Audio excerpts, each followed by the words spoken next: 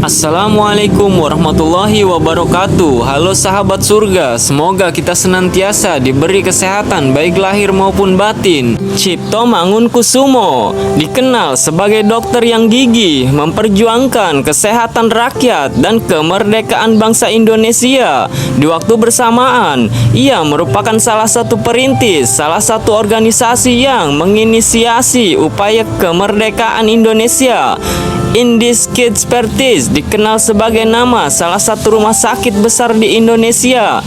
Berikut biografi singkat Cipto Mangunkusumo dikutip dari buku Dr. Cipto Mangunkusumo tahun 1992 oleh Sugeng Reksodiharjo. Dr. Cipto Mangunkusumo atau lebih dikenal sebagai Cipto Mangunkusumo adalah pria kelahiran Jepara pada tanggal 4 Maret 1986.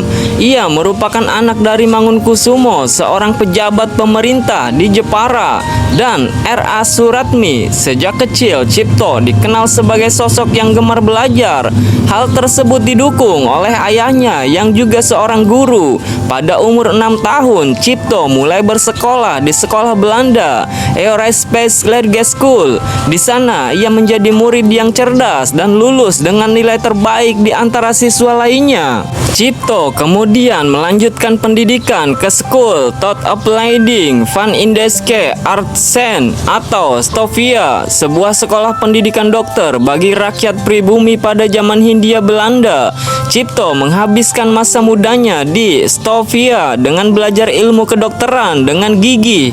Ia memanfaatkan pendidikan kedokterannya tersebut untuk membantu sesama. Atas kegigihannya tersebut, Cipto kemudian dikenal sebagai dokter rakyat. Selain mendalami kedokteran, Cipto juga gigih dalam memperjuangkan kemerdekaan bangsa Indonesia atas Belanda. Ia melawan Belanda dengan menulis berbagai karangan-karangan yang merepresentasikan kondisi rakyat Indonesia. Selain itu, Cipto juga bergabung dengan organisasi pemuda Budi Utomo pada tahun 1908. Awal perjuangan Cipto dimulai sejak dia sering menulis karangan-karangan yang menceritakan tentang berbagai penderitaan rakyat akibat penjajahan Belanda. Karangan-karangan yang dimuat harian The Express tersebut oleh Belanda dianggap sebagai usaha untuk menanamkan rasa kebencian pembaca terhadap Belanda. Saat aktif menulis di The Express, Cipto sebenarnya sudah bekerja sebagai dokter pemerintah Belanda yang ia dapatkan setelah memperoleh ijazah Stovia. Namun akibat tulisan-tulisannya tersebut, Cipto diberhentikan dari pekerjaannya sebagai dokter pemerintah. Pemberhentiannya tersebut sebagai dokter di pemerintahan tersebut justru membuat Cipto semakin intens melakukan perjuangan. Pada tahun 1912, dia bersama Douwes Dekker dan Suardi Suryaningrat, Ki Hajar Dewantara mendirikan Indische Parties, sebuah partai politik yang merupakan partai pertama yang berjuang untuk mencapai Indonesia merdeka. Cipto bersama para pejuang lainnya kemudian membentuk Komite Bumi Putra secara khusus untuk memprotes rencana pemerintah Belanda yang ingin merayakan bebasnya Belanda dari penjajahan Prancis.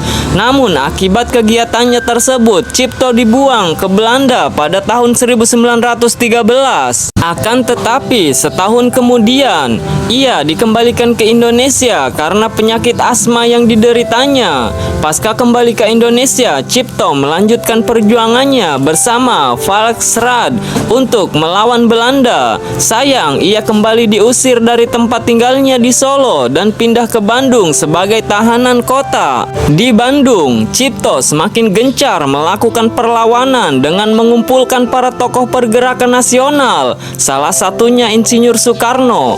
Belanda berhasil mengendus aktivitasnya tersebut dan mengasingkannya sebagai tahanan di Banda Neira selama 13 tahun. Dari Banda Neira, Cipto kemudian dipindahkan ke Ujung Pandang, Sukabumi, dan terakhir dipindahkan ke Jakarta. Daerah tersebut merupakan kota terakhirnya hingga akhir hidupnya pada tanggal 8 Maret 1943. Pada tahun 1910, wabah pes melanda Malang dan merajalela di sana. Wabah pes tersebut bertepatan dengan tingginya rasisme yang memecah belah masyarakat berdasarkan warna kulit dan asal-usul. Oleh karena itu, para dokter Eropa di Batavia enggan pergi ke Malang untuk mengobati pasien pes yang mayoritas pribumi. Cipto, sang lulusan Stovia, saat itu sedang jenuh bekerja di jawatan kolonial dan mengajukan diri sebagai relawan dokter ke Malang. Tanpa alat pelindung diri yang memadai, Cipto menerjang pelosok-pelosok desa di Malang guna membasmi pes. Ketika berada di sebuah desa, Cipto mengadopsi seorang bayi perempuan yang telah yatim piatu akibat pes. Cipto kemudian berhasil menaklukkan wabah mematikan tersebut. Atas jasanya yang begitu besar, Belanda menganugerahinya bintang penghargaan Ridder in the Orde van Oranje Nassau. Sahabat surga, mungkin cukup itu penjelasan dan sejarah singkat biografi kisah Dr. Cipto Mangunkusumo, dokter perjuangan kemerdekaan Indonesia. Apabila ada kesalahan naskah dan tulisan atau ucapan, saya mohon maaf. Kurang dan lebihnya saya akhiri dengan wassalamualaikum warahmatullahi wabarakatuh.